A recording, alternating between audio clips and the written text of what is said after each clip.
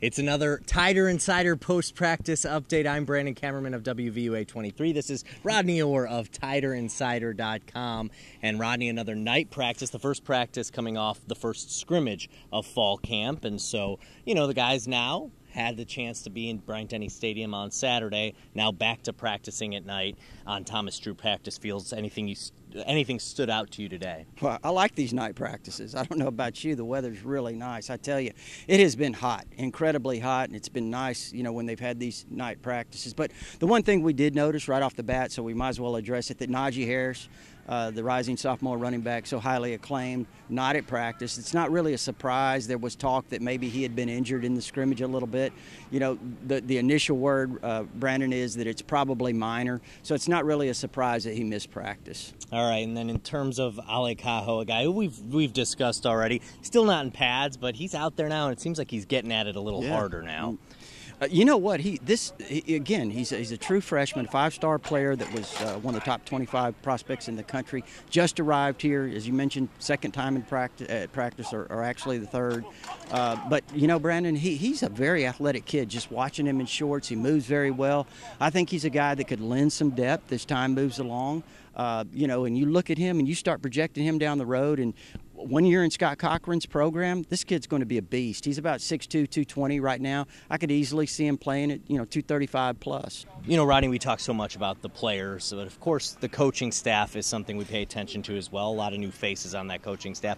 We got to see these guys in spring, but watching them now in fall, a young coaching staff for the most part, they're so active, they're so energetic. I was watching the wide receivers, and I saw wide receivers coach Josh Gaddis grabbing some equipment himself and dragging it on, when usually, you know, that's the staffers, the assistants who do that work. But just a really energetic group out there. It's loud, it's noisy, and they're into it. Yeah, they really are. I mean, when you look at it, you walk in the gate, and the first one you see is Tosh Lapoy. I mean, obviously very young defensive coordinator, been a position coach here now a few years, but, you know, obviously he is one of the guys that kind of sets the tone on that side of the ball. Pete Golding now, the new inside linebackers coach, he's kind of the same way, in his mid-30s, a guy that really relates well to the players on the field. You notice that. Carl Scott in the secondary is another new coach. Again, very young, relates extremely well to the players. Jeff Banks is a guy that we really notice coaching the tight ends and the special teams. I mean, he's doing a fantastic job of organizing those special teams, obviously, but when we see him with the tight ends, again, he's got a great group. We need to talk about those guys, but you know, he does a really good job with those tight ends. And also Dan Enos, you watch him with the quarterbacks. You know, Dan Enos has obviously been around a while, but you know, when you look at the energy and the enthusiasm and kind of the new spirit that he brings with his ideas, I think that he's a guy that's really interesting to watch as he kind of intermingles. Because remember, really, Alabama didn't have a quarterback coach per se over the last year or two, but now Dan Enos specifically coaches the quarterbacks. Jalen Hurts at the media day that we had 2 weeks ago now, obviously his comments about the quarterback situation made so many headlines, but one thing he did say was how much Dan Enos has helped him develop in his passing game and as a quarterback. And so, you know, Dan Enos obviously a crucial part. Nick Saban, you know, he's a little older, he's getting the contract, but he still brings the same energy. But it's nice to see those young guys around him because there's a lot of energy. Tight ends, you said you wanted to bring it up. Yeah. What stood out to you about the tight ends? Well, number 44 really stands out. Look, I know Hell Henches is obviously a guy that's been around a while. He certainly deserves his due. He's been a very solid contributor. It'll be his fourth year, you know, really playing regularly. Irv Smith has got a chance, number 82, to be a really standout tight end. We've seen a lot of good things from him already. You know, Miller Forstall missed last season. He injured that knee, had ACL surgery. When I look at him, he was a guy that in high school was about 6'5", 205 pounds. You look at him now, he's closing in on 245, 250.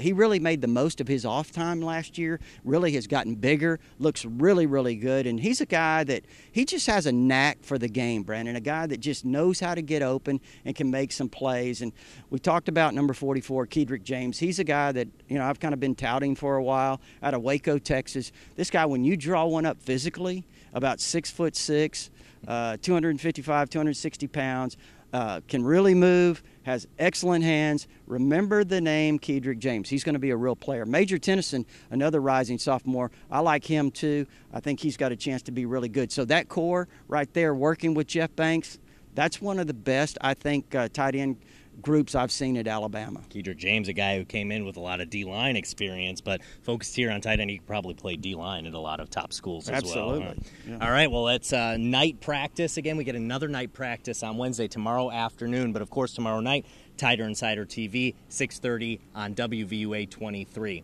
For Rodney Orr, I'm Brandon Kamerman. Thanks for watching.